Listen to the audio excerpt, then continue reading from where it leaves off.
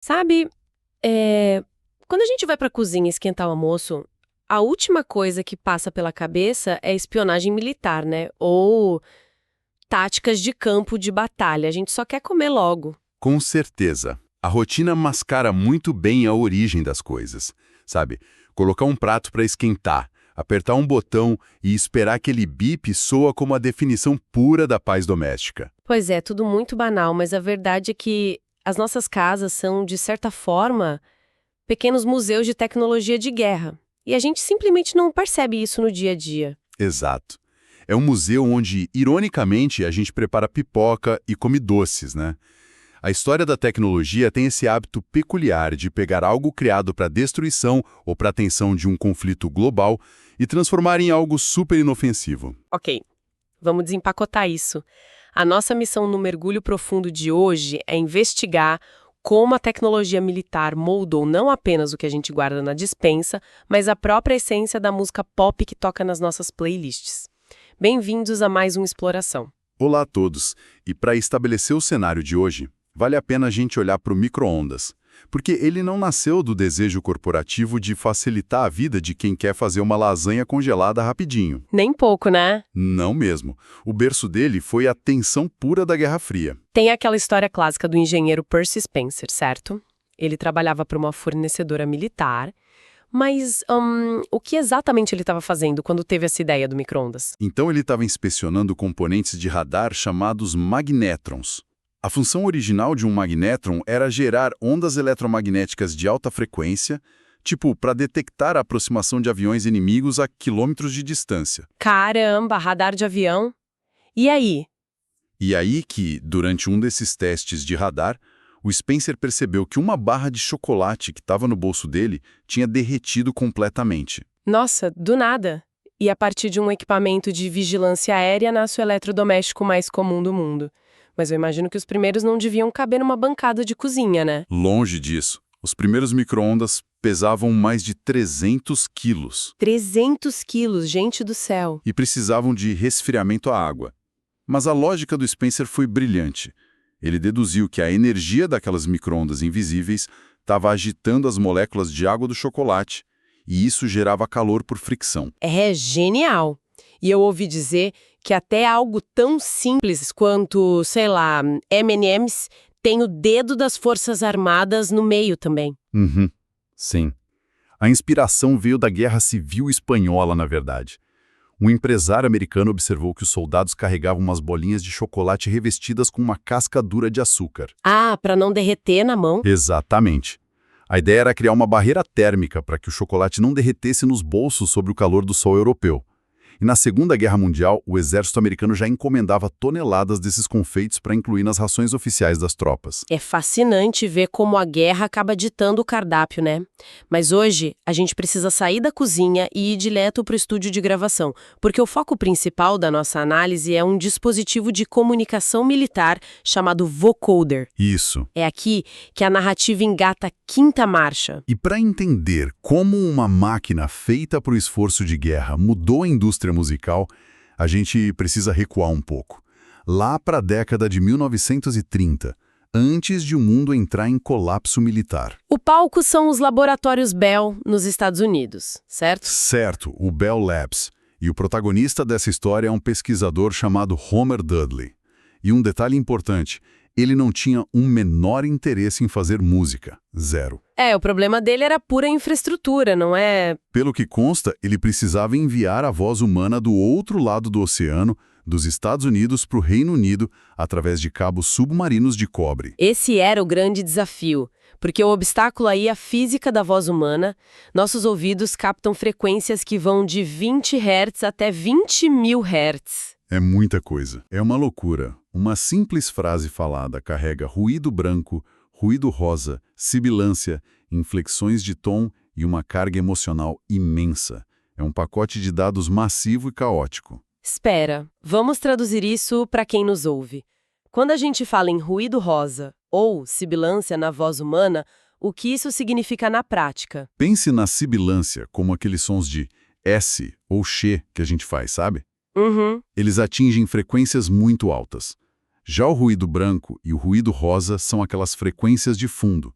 É o som do ar passando pelas cordas vocais, as ressonâncias do peito, tudo isso viaja junto com as palavras que a gente fala. Ah, entendi.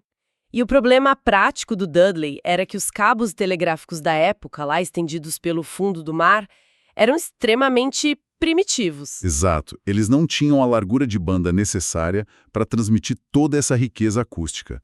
Se tentassem, o som chegaria completamente ininteligível do outro lado. Então, a solução de Dudley foi criar o vocoder. O nome vem de voice coder, né, que é codificador e decodificador de voz. Isso mesmo. E o mecanismo que ele inventou é genial, mas também soa meio assustador. A máquina pegava essa complexidade toda e basicamente a fatiou. Ela cortava a voz em pequenas bandas de frequência, jogava fora todo o tom, a emoção e a melodia da fala. E ficava apenas com os dados brutos de volume, né? O sobe e desce da intensidade sonora de cada banda. Isso. E o pulo do gato acontecia do outro lado do oceano. O terminal receptor pegava esses dados numéricos de intensidade e usava um sintetizador interno para reconstruir artificialmente o formato da fala. Em resumo, a máquina desconstruía a biologia humana, transformava a fala em matemática pura e a recriava mecanicamente. Uma boa analogia para entender isso é pensar que o Dudley estava, na prática, inventando o conceito da compressão de dados. É a mesma lógica do MP3, só que dezenas de anos antes da era digital. Perfeito. O MP3 faz exatamente isso hoje. Ele joga fora as partes do som que o nosso cérebro pode dispensar só para o arquivo ficar leve. O Dudley estava fazendo a primeira compressão de áudio da história, de forma totalmente analógica. Só que o resultado dessa compressão inicial foi meio bizarro, para dizer o mínimo. Para provar que a tecnologia funcionava, o Dudley criou uma versão de demonstração chamada Voder e a levou para a Feira Mundial. E não era um aparelhinho de mesa simpático, era um monstro. Parecia um órgão mecânico gigantesco, né? E exigia operadoras altamente especializadas. Eram mulheres que passavam, 1 ano e meio treinando apenas para tocar esse instrumento. Sim, a coordenação era absurda. Elas usavam as mãos em um teclado e os pés em pedais para gerar manualmente os sons de consoantes e vogais, letra por letra. Ouvir os áudios históricos dessa máquina em funcionamento é uma experiência muito perturbadora. O som parecia um robô profundamente deprimido. A operadora digitava os comandos e a máquina gemia as palavras com uma monotonia fúnebre. E para tentar animar a demonstração, eles instalaram um pedal que alterava o tom, fazendo o robô tentar cantar uma música tradicional escocesa. O que só deixou tudo ainda mais assombroso, né? Com certeza. Como prova de conceito para a engenharia, foi um marco gigantesco. Mas na prática, falhou feio no objetivo comercial. A voz robótica era um efeito colateral trágico, uma incapacidade da época de replicar a humanidade com perfeição. O projeto corria o sério risco de virar apenas uma curiosidade de feira de ciências. Até que, de repente, a Segunda Guerra Mundial começa. E aí o mundo inteiro muda de prioridade num piscar de olhos. Temos o Winston Churchill no Reino Unido e o Franklin D. Roosevelt nos Estados Unidos precisando coordenar estratégias militares através do Oceano Atlântico. E eles tentavam usar comunicações via rádio, certo? Sim, mas os alemães tinham um sistema de interceptação formidável. O rádio tradicional era como gritar segredos de guerra numa praça pública. Ou seja, eles precisavam de um sistema inquebrável urgente. O governo do ZU recruta o Bell Labs de novo e dessa parceria nasce o projeto Sigsaly. Os engenheiros olharam para aquele vocoder que transformava a voz em dados brutos e tiveram uma epifania. Eles pensaram o seguinte: se temos dados numéricos brutos, podemos misturar isso com ruído aleatório. E foi o nascimento da primeira criptografia digital de voz da história. Mas a grande questão que me pega é, sem computadores nos anos 1940, como eles geravam e armazenavam esse ruído aleatório para criar a chave de criptografia?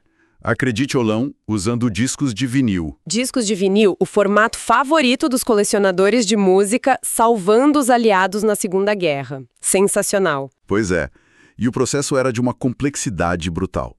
Os laboratórios gravavam o ruído branco, que servia como chave de criptografia, em discos de vinil. O detalhe de segurança, que na criptografia é conhecido como one-time pad, ou chave de uso único, exigia que existissem apenas cópias idênticas e perfeitamente sincronizadas. E como eles distribuíam isso? Eram prinçadas 3 cópias de cada disco, uma ficava nos Estados Unidos, a outra viajava sob segurança máxima em navios militares para o Reino Unido, e a terceira era simplesmente destruída imediatamente. Destruída na hora. O nível de paranoia era muito justificado, na verdade, porque durante a chamada, os operadores de ambos os lados do Atlântico colocavam esses discos para tocar em toca-discos colossais, e eles precisavam sincronizar a agulha perfeitamente, tipo no mesmo milissegundo. Exato. O sistema misturava a voz do Churchill convertida pelo vocoder com o ruído do vinil. O sinal atravessava o oceano apenas como um chiado totalmente incompreensível. E chegando nos Estados Unidos, o disco gêmeo tocava o exato mesmo ruído e o sistema subtraía esse chiado matemático, revelando a voz por baixo. E tem o detalhe logístico mais tenso de todos. Cada disco de vinil só comportava dados suficientes para 12 minutos de conversa. 12 minutos. 12 minutos. Após esse tempo, o disco era tirado da vitrola e sumariamente destruído para nunca mais ser usado. Isso garantia que o código jamais fosse quebrado. Meu Deus, isso exigia instalações do tamanho de prédios comerciais inteiros. Os terminais do Sig-Sal pesavam mais de 50 toneladas, consumiam uma energia absurda e precisavam de ar-condicionado industrial, numa época em que isso era uma raridade. Tudo isso apenas para transmitir um áudio de baixíssima qualidade, diga-se de passagem. A ironia é monumental, sabe? Eles criaram um sistema de comunicação mais seguro, já concebido pelo homem até então.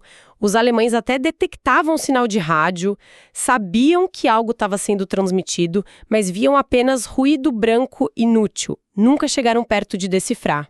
O problema não eram os alemães. O problema eram os próprios Churchill e Roosevelt tentando se entender. Aquela arte de tocar e sincronizar discos de vinil com salas gigantescas de equipamentos apenas para que 2 líderes mundiais não conseguissem se entender direito?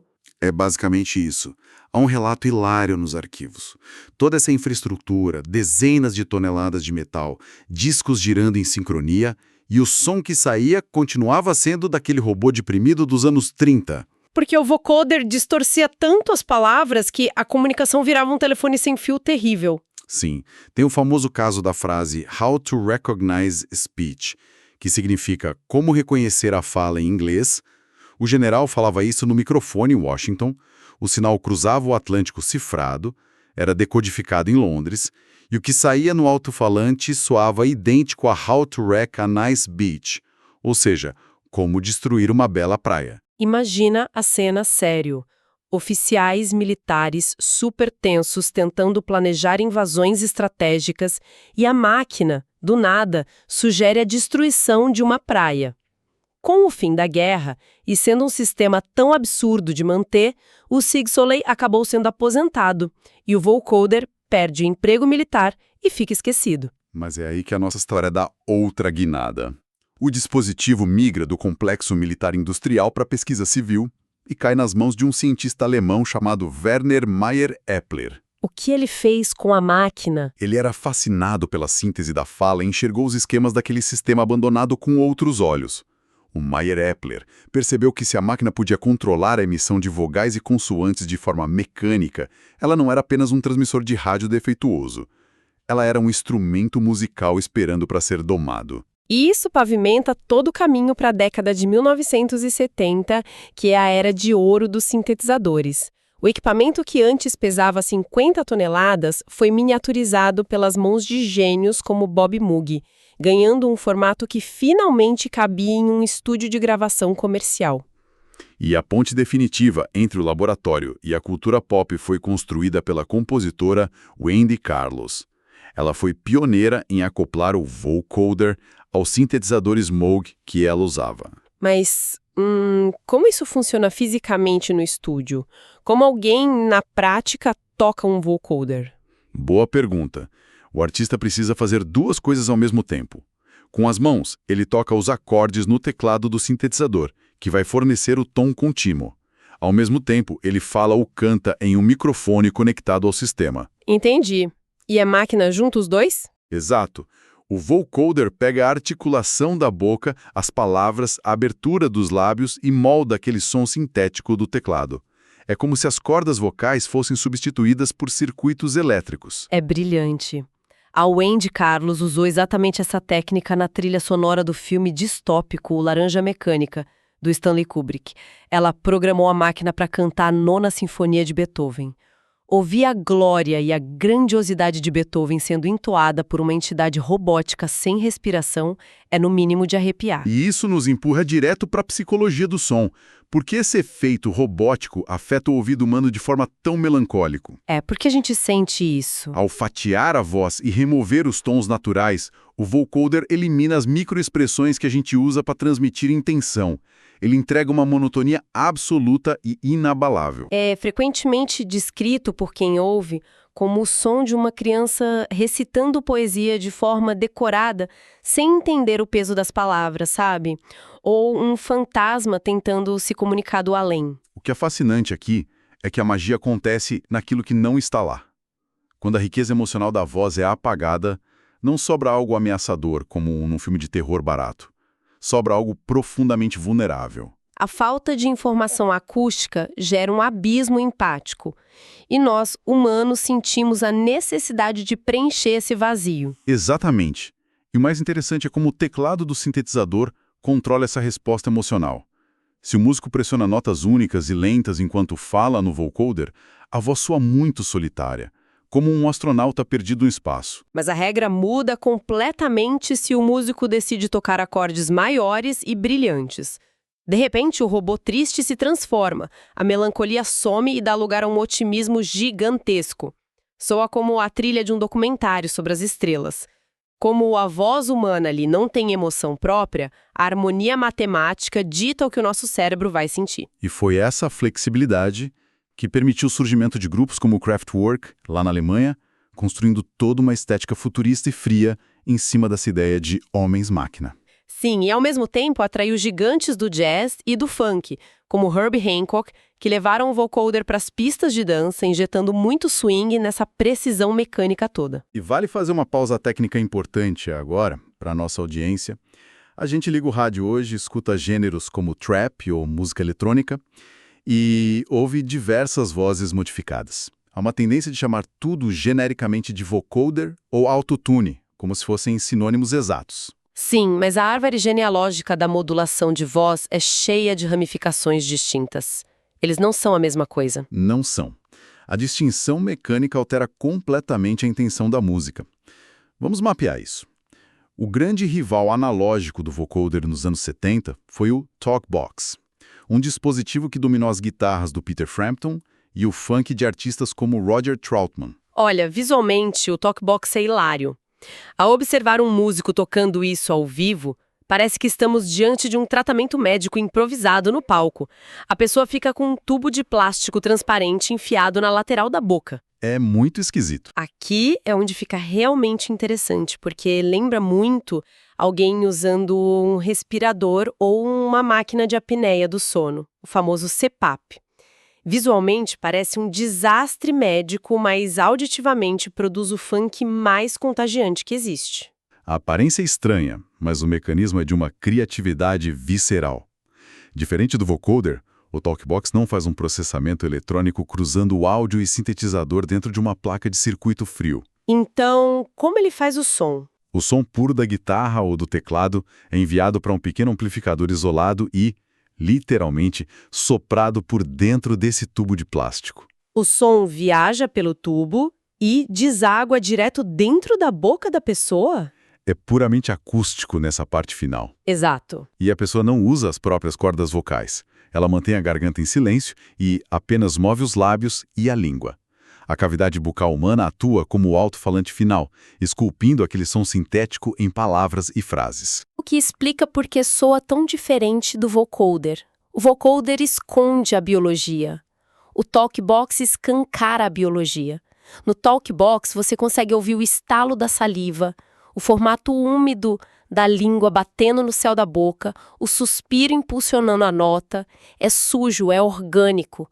É a máquina dominada pela imperfeição do corpo.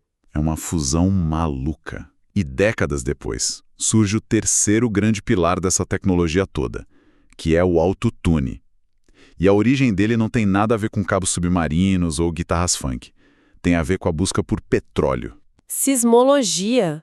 Essa foi a transição mais inesperada de hoje, com certeza.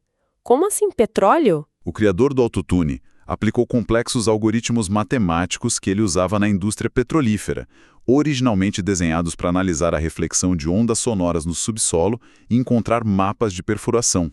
Mentira! Ele pegou isso e colocou na música? Sim, ele pegou essa mesma matemática de rastreamento de ondas sísmicas e aplicou no rastreio da afinação da voz humana. O objetivo original do autotune era ser uma ferramenta corretiva invisível no estúdio. A intenção era pegar um cantor que desafinasse levemente e empurrar a nota dele para o tom perfeito, de forma tão suave que ninguém perceberia o truque. A ironia é que a invisibilidade durou pouquíssimo tempo, né? Porque os produtores musicais adoram testar os limites das ferramentas. O autotune possui um botão de delay, ou tempo de atraso, que diz ao software a velocidade com que ele deve consertar a nota errada. E o natural é deixar um pequeno atraso, simulando o deslizar orgânico e humano das cordas vocais de uma nota para outra. Mas a pergunta de ouro que alguém fez foi: o que acontece se esse tempo de atraso for reduzido a 0 milissegundos? E a resposta é que o algoritmo reage de forma instantânea e super agressiva. A transição da voz deixa de ser uma curva suave e passa a ser uma escada geométrica perfeita. A voz pula de uma nota para outra de forma abrupta e hiperprecisa. Isso cria aquele efeito metálico e tremido que definiu o hit Believe, da cantora Cher, no final dos anos 90. E lembrando que os produtores da Cher mentiram por anos em entrevistas.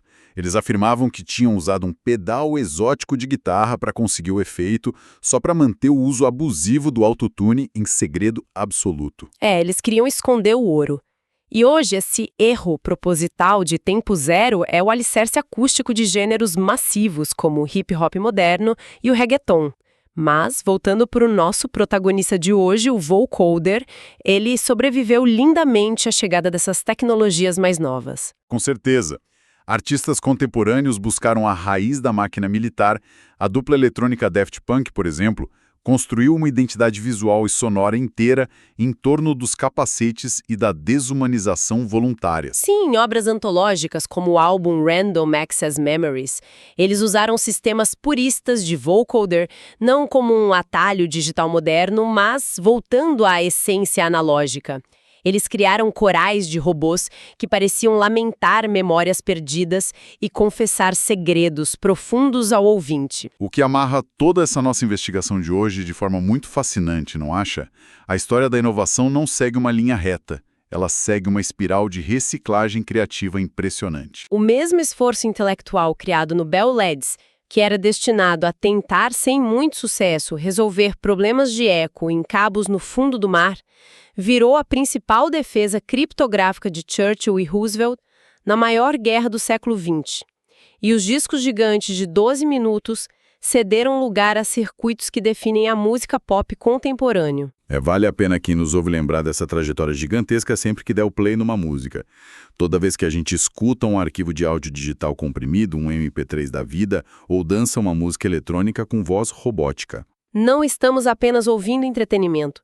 Estamos interagindo fisicamente com os fantasmas e os resíduos de uma tecnologia nascida do pavor da guerra. E essa constatação propõe um desdobramento bem interessante sobre o nosso presente e futuro. Pensa bem, o vocoder foi desenvolvido com uma premissa de eficiência fria e calculista. O objetivo da engenharia militar era arrancar toda a alma da voz, desidratar qualquer resquício de humanidade para transformar a fala em uma blindagem inquebrável de dados digitais. A vitória militar dependia do apagamento total da emoção ali. Exato.